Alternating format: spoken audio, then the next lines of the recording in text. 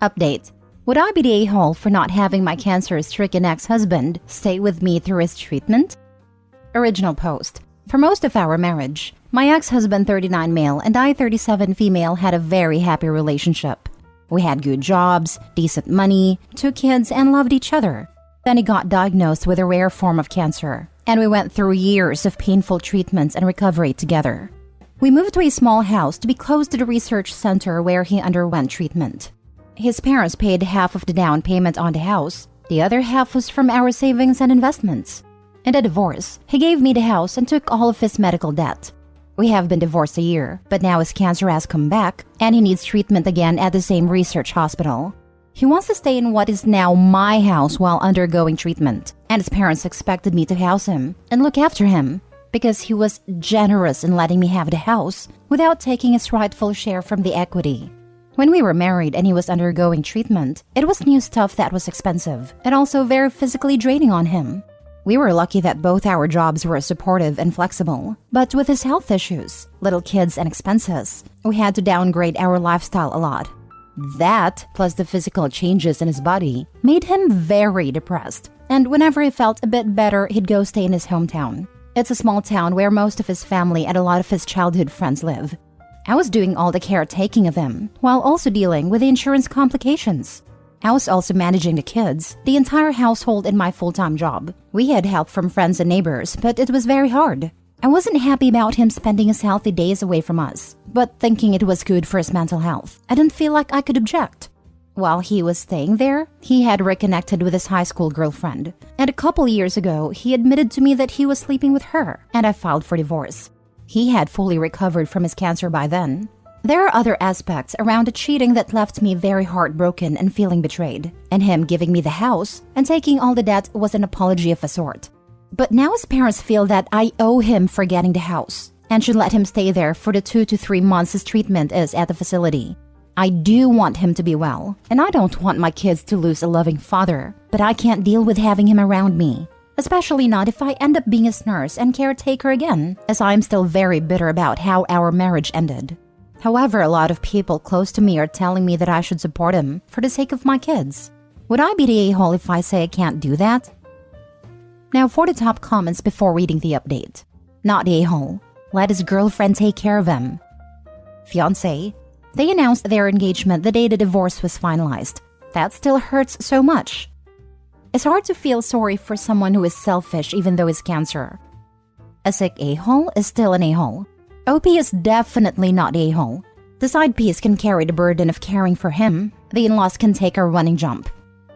Not the a-hole. Even without the cheating and whatnot, caretaking is a full-time job. It is very taxing emotionally, mentally, and physically. You're not his wife anymore. You have no obligation to do this.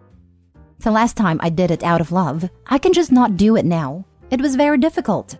The big upside to me in getting divorced was not having to deal with that anymore. As difficult as it is to take care of a sick person, dealing with the insurance bureaucracy and keeping track of all the medical contacts and treatment details is a pretty big logistical nightmare. Why isn't her infectious laugh curing things now?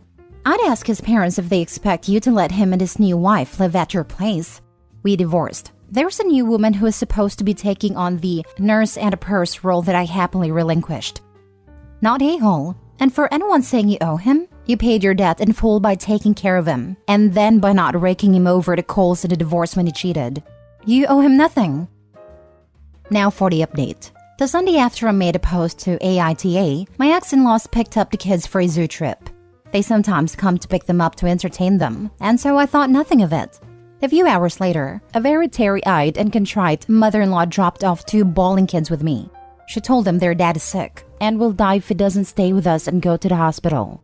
We hadn't had a talk with the kids yet about the diagnosis, and she dropped it on them that he is dying from cancer. He is not dying. It's a painful treatment, but he'll recover. I was so furious I was raging. I called the ex and tore him a new one.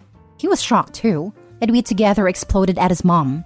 She broke down and cried, begging me to not take away her grandkids from her, as if I'd trust her after this. X and I together talked to the kids with him on video and assured them that yes, he is sick, but he'll be fine. that he just needs to go to the hospital and they'll make him better like the last time he was sick.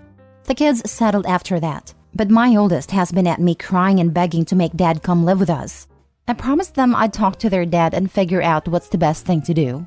I swallowed a lot of bile to talk to him about why he was doing this. We had a pretty long and detailed discussion. The bottom line is that he's broke. He still has a decent job, but his credit is ruined. He has a lot of debt, and he stupidly got the cheapest insurance that barely covers anything. Fiancé is no help either, as she's worse off financially. So he needs a place to stay as he can't afford this otherwise. His parents are funding some of his medical payments and are already stretched. He was financially all right when we broke up, so I have no idea what happened in such a short time. Anyway, X and his girlfriend moved into my daughter's room. My daughter happily gave it up to her dad and is sharing her little brother's room. Both kids are over the moon happy to have their dad in their home. My daughter keeps checking on him every few minutes to make sure he's still okay. Mother-in-law traumatized my kid, and I'll never forgive that woman for this. I let the girlfriend move in with him because I was too angry to care about who came to look after him as long as it wasn't me. I didn't know how I could bear having her in my home, but it appears to be more misery for her than me, and that strangely makes it more tolerable for me. She's teary-eyed and crying all the time. It's only been 3 days, but I am so annoyed I want to shake her and tell her to pull it together. The current treatment plan is for 3 months and I am counting down the days. I am thankful for the many people who gave me great advice in my last post. I wasn't expecting things to go this way, but they played me by manipulating my kids. I'll slowly pull myself and the kids away and move, but for now, I have to deal with this for my kids' sake. Update 2. I was trying to make this update more than a week ago. So to add to that, X's treatment is coming along nicely. The tumors that grew again are much smaller than before, and the new stuff that they're giving him is more directed to so he's not having as many bad symptoms as he had last time. I had promised myself I would do nothing to help, and I stayed away from both X and his fiancée. But I did end up helping him deal with insurance. His fiancée has the personality of a wet noodle and cries all the time, and it was easier for me to do it than deal with her struggling. X is polite enough to me, but his personality has changed. He's a different person and not very nice towards his fiancée. I didn't expect to, but I feel sorry for her. Oh no, I am so sorry you're in this situation. He isn't very nice to her because the honeymoon period is over. Life got real with his sickness, and he's comparing his life that was comfortable with a loving wife who was his rock, his loving children and medical insurance, versus having to beg your ex-wife to house you and your broke girlfriend. His life sucks now, and he blames the girlfriend rather than his actions. You are in this situation now, but please, please, please take advantage to show him what he lost. Not to get him back, you can definitely do better, but my petty side wants out because of the situation you have been forced into. Petty recommendations that won't hurt your kids. 1. Cook his absolute favorite, most delicious smelling dinner. Don't cook them any. 2. If it's birthday or Father's Day whilst he's with you, go to town to get the kids to celebrate him. His favorite thing, everything from the time he was living with you. Then give him your most special home-cooked meal or baked goods for dinner. The kids enjoy spoiling their dad, and he gets a reminder of what he lost. 3. Ask if the girlfriend can look after the kids for a day your ex doesn't have treatment. Then go out on a date looking $1 million. If you don't date, they don't need to know that. Just go out with girlfriends. If you do date, don't come home that night. 4. Keep the house perfect. Warm, welcoming, smelling great. Maybe decorate a room or 2 whilst he is there. Remind him of the home he left. 5. If you can afford a holiday with the kids, leave some printouts of holiday info you plan to book in the communal areas. Plan a fun family holiday that he isn't invited to anymore. 6. If he looks unwell, just keep asking him if you would like me to get girlfriend for you. You look like you could use some help. Let me get girlfriend to help you. Don't think the level of care he got from you will compare to the care crying girlfriend provides. And overall, remain classy, which frankly I think is your standard behavior mode. When your kids work out he cheated and hurt you, because as they get older, the time frame of the relationship will naturally raise questions. They will remember that you took him and his affair partner in when he was sick, and you did so for them. Just please do not under any circumstances care for him. If he is really bad, take the kids and go stay at your family house. Don't let him drag you back into the darkest years of your life. I've done number 3 2 times already. I haven't dated yet since the divorce. I want to, but online dating scares me and my social life involves around my kids. I am pretending to have plans, just so I am dressed and out and feel good about myself. I didn't leave the kids with them though. I managed to arrange a sleepover for kids with their friends on those nights.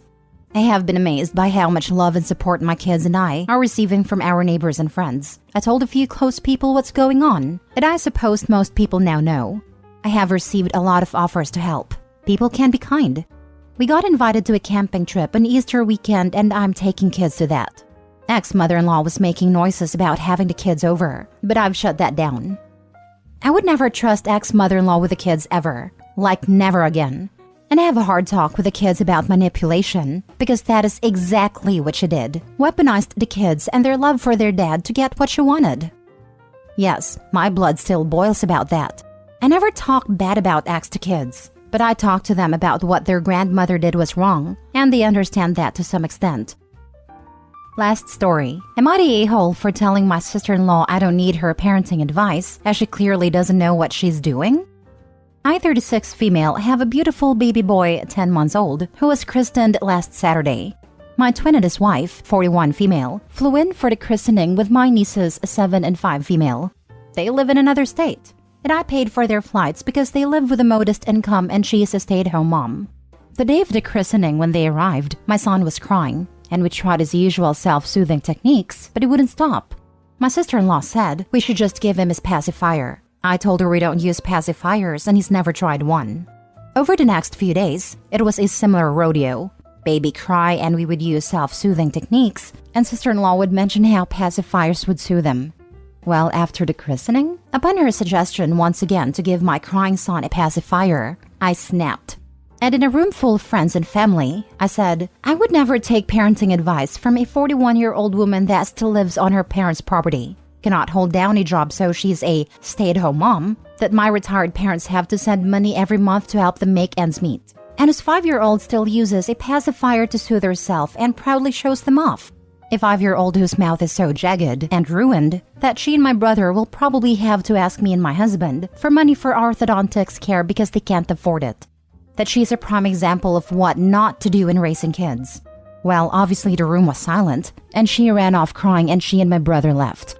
They only came back that evening, but neither she nor my brother said anything to me, and they left the next day to the airport. My brother said I have to apologize, and it was unfair for me to throw their finances in their faces. While I apologized for that, said I would not apologize for telling her the fact about my niece's situation. And I told him that on multiple occasions both I and my husband, a pediatrician, have warned them about the negative effects of a pacifier on a child. My brother told me to mind my own business, and I said I gladly would, as long as his wife minded hers. Now my parents are telling me to apologize again. Naturally, my friends are on my side. So, internet, am I the a-hole?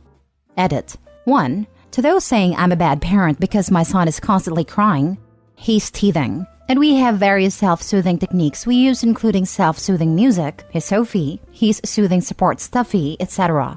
2. On multiple occasions, my husband did tell my brother and sister-in-law about the negative effects of pacifiers on a 5-year-old because they ask, because they are concerned. He's a pediatrician. They just failed to implement this medical advice. 3. I do not have a temper. I was very stressed. However, I will be reaching out to sister-in-law in a few days to speak with her directly and apologize for my hurtful outburst. 4. The comments about the finances. Yes, I am upset because my brother is upset about their finances and wants her to get a job to help burden the load. His words. He is in grad school after a layoff to get a better opportunity for his family, and he wishes she would help. She stopped working 6 months into her first pregnancy and never went back.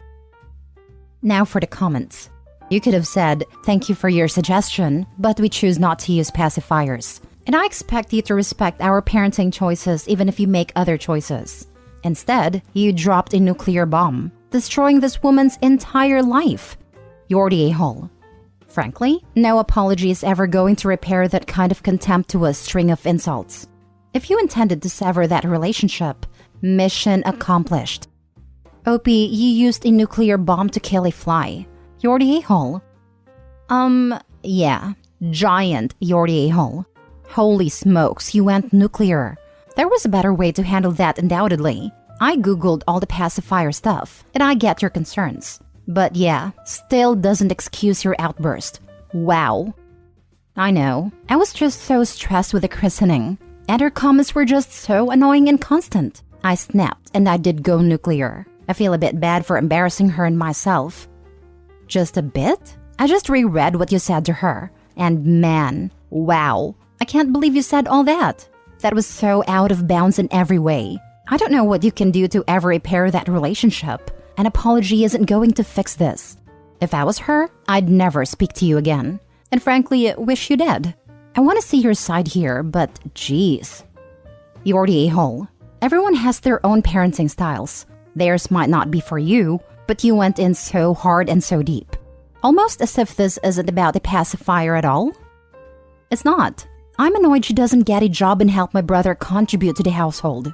It's unfair for my retired parents and me on occasion to have to send them money when she refuses to work and then gives me parenting suggestions?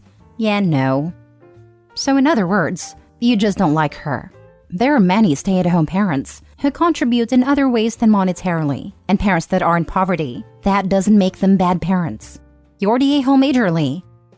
I do like her, but I don't like her expensive taste, like Montessori and private school that she and my brother can't afford, but she insists on, and we have to fund it. My parents, hers, etc.